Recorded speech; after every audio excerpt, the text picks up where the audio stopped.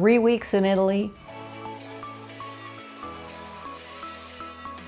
just one carry-on bag. I promise you can do it and still feel confident, comfortable, and stylish the whole time. I'm leaving for Italy in just a few days, so in this video, I'll show you how to pack for early fall in Italy, make the most of every outfit, and avoid the stress of checking your luggage. Whether you're strolling through Rome, wine tasting in Tuscany, exploring the hill towns of Umbria, you'll be ready for anything. And you'll have enough room for a few souvenirs as well. And I'll also show you what I bring in my personal item bag to make sure that I have everything I need for the flight over, as well as keeping all the important stuff with me at all times. First, why carry-on only? Well, it's simple. You'll save time, you'll save hassle, and you'll save money. No more waiting at the baggage claim, no lost luggage drama, no struggling to hoist your suitcase onto a train or into a too small elevator or up steep staircases. And trust me, you will find yourself dragging that suitcase over tons of cobblestone streets and uneven sidewalks. And you just don't want to be struggling with a huge suitcase. The first thing I do, and I do this right before I leave, is to check the temperatures where I'm going. So in September in Italy, the highs are going to be in the 70s and maybe low 80s during the daytime, but it'll drop to the 60s, maybe even the 50s at night. And then as September progresses, by the end of the month, temperatures could be only in the 60s during the daytime and then drop to the 40s or 50s at night. And rain becomes a lot more likely as fall goes on. Packing for a shoulder season is just not as straightforward as packing for winter or packing for summer because there are these huge variations in temperature and weather that you have to take into account. Your wardrobe needs to accommodate those big swings in the temperature, but without having to take a lot of extra bulky stuff. You know, that's why lightweight layers are absolutely key. So you want a base layer that you can wear during the daytime, and a cardigan or a light jacket that you can wear on chilly mornings or as the evening cools off. And of course you want a rain jacket. You'll also want all of these layers in a limited color palette so everything combines nicely with everything else. Here's how I plan my wardrobe. First, I pick a color palette, and what I go for is 2 to 3 neutrals and maybe with a couple of accents thrown in. Now, as far as neutral colors go, a lot of people really like to take black and gray, for example. Those colors really look awful on me.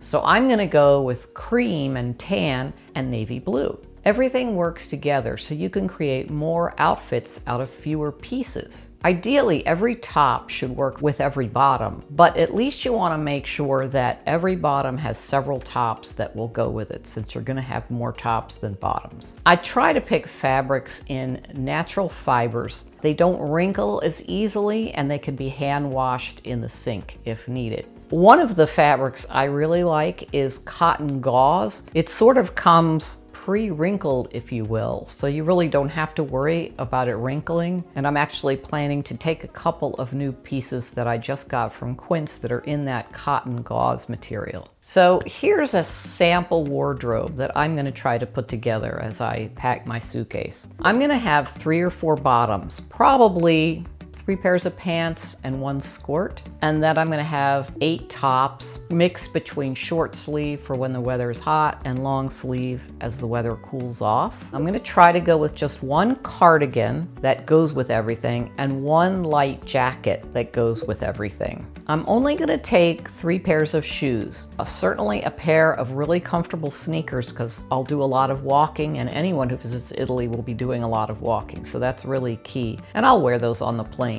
But in addition to that, I'm going to have a pair of sandals with a nice thick footbed so that I can walk over the cobblestones without having my feet complain. And then probably a pair of loafers or some other kind of closed shoe that I can wear when I'm not walking a lot. These days, I really recommend taking some accessories like scarves. Scarves are very in. I'm not going to bring any scarves because I plan to buy a couple when I'm there. So let's get specific. Here's what I'm going to bring. 1 pair of jeans, 1 pair of cream colored pants, 1 pair of olive pants, 1 navy blue skirt, some short sleeve tops including a blue striped polo, an orangish Henley, a white polo, a blue and white flowered top, a cream cotton gauze top. I love these gauze tops because they're so cool, and also they don't wrinkle because they're already kind of pre-wrinkled. I just got this one at Quince. One navy blue peasant blouse, another new top from Quince. One Breton top with long sleeves. One salmon colored gauze top. One navy dress, that gauze material again. One red flowered dress. One navy cardigan. One tan linen jacket. One pair of pajamas. A rain jacket. A pair of comfy sneakers. My Vionic sandals, which I've been wearing on repeat all summer. A pair of loafers. My underwear, already in its packing cube. A brush and comb and a cosmetic bag. A belt. And finally, a brown suede crossbody bag with zipper. Okay, here's some packing tips. One is make sure you break in your shoes before you come, especially the ones you're going to be using to walk a lot, because you will be walking a lot. And just bring a max of 3 pairs of shoes. Don't bring any more. They take up way too much room, and I promise you, you don't need them. The other tip I have is keep in mind that there's a dress code in churches, especially the big cathedrals. They want to have your shoulders and your knees covered, not to mention your midriff. Now, this is not as big a problem in the fall as it is in the summer, but basically you want to make sure that you're not wearing a tank top, or if you are, that you have a cardigan or a scarf to wrap around yourself, and that your skirts or your shorts reach at least to your knees, or almost. Now, if you find yourself going into a church and you've forgotten something to wrap around yourself, often there are little kiosks out in the piazza that sell cheap scarves, and you can grab one for a few euro and you'll be all set to go into the church. So another tip is that I always bring some little packets of laundry detergent that allow me to do some wash in the sink if need be. And if we're going to be staying more than a couple weeks, what we usually do is we'll book an Airbnb halfway through the trip, one that has a washer. Now, a lot of them have washers, but not all, so you got to check the listing. Now, one thing to know is very rarely will they also have a dryer. Dryers are not a big thing in Italy, so probably they'll just give you a clothes drying rack to use. But what that means is you're going to want to book that Airbnb for a couple of days so that your clothes have time to dry after you wash them. One of my favorite packing hacks is to use packing cubes. Now, packing cubes can let you bring more stuff if you use the compression ones. But even if they're not the compression type, what I like about them is that they allow me to stay organized so that I'm not ripping my suitcase apart looking for that one top that I just know I packed and can't find. So what I do is I like to use one big packing cube for my bottoms, one big one for my tops, and then my pajamas and my rain jacket sort of fit wherever they fit. And then I have a smaller cube for my underwear and socks. So packing cubes are kind of like dresser drawers. So they keep you organized, and when you want to get something, you can find the top you wanted or the bottom you wanted without creating a whole suitcase explosion. Another thing you can do is to bring an extra packing cube that you can put your dirty clothes in so you're not mixing them in with the clean clothes. Now, on the question of whether to use just regular packing cubes or the compression packing cubes, the benefit of the compression ones is, of course, you can cram more stuff in. But what that also does is it makes your suitcase heavier, and that could create a problem with some of the airlines, particularly the airlines, some of the cheaper airlines in Europe, where it's not just the size that matters, it's the weight. The other thing is, if your suitcase gets too heavy, it makes it really hard for you to kind of put it in the overhead bin or hoist it up on the overhead thing in the train. And my rule of thumb is you shouldn't bring any suitcase that's too heavy for you to handle on your own, because there will be times that you have to handle it on your own. So let's talk about adapters and converters. Now, an adapter is just a thing that allows you to plug into a European outlet, which has different holes and stuff. So you definitely need an adapter, maybe two. Okay, let's talk about a converter, which is different from an adapter. A converter, actually, you plug it into the wall and it takes the higher voltage in Europe, so it's 240 voltage, and it converts it to the 120 voltage that we have in the States and that most of our appliances run on. If you don't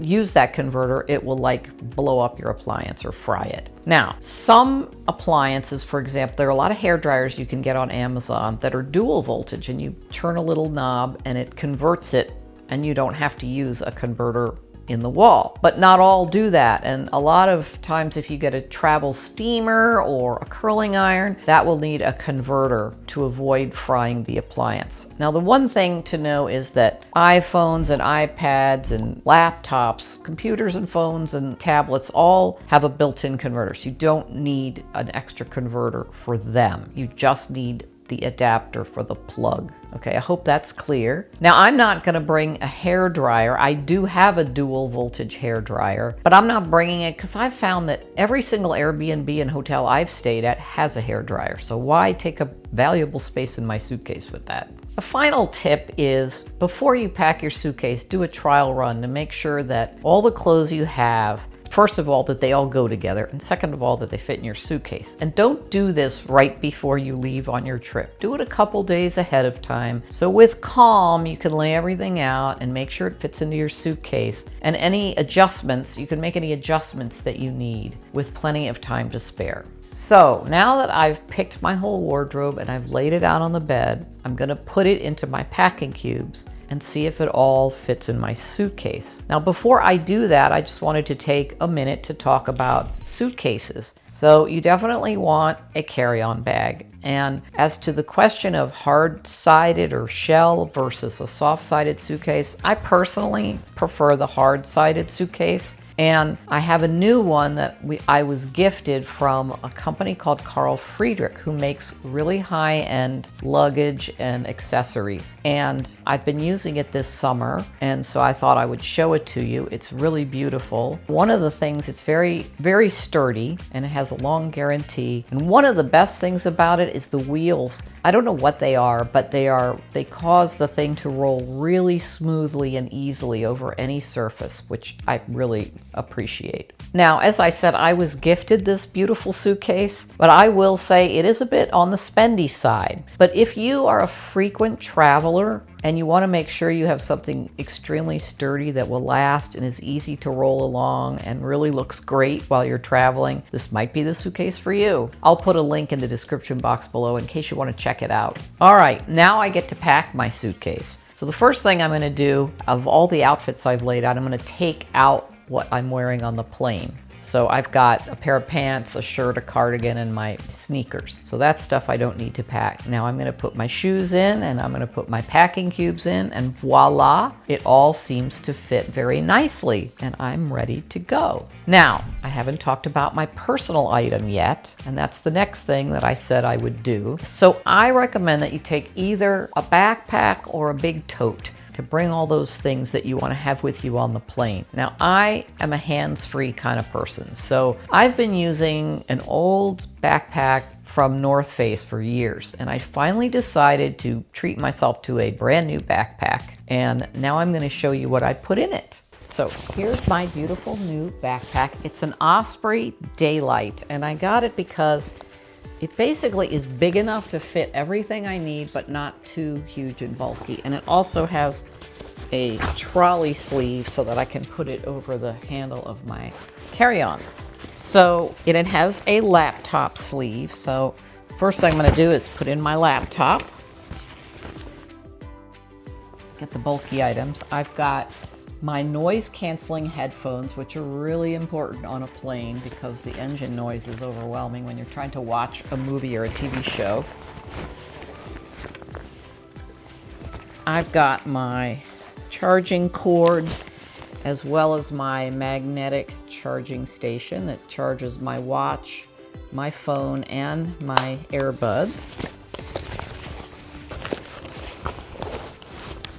Of course, I will bring a bottle of water. This one will be empty when I travel, but here's the thing. I don't bring one of those aluminum or plastic or bottles. I just bring a normal bottle of water and I refill it as I go.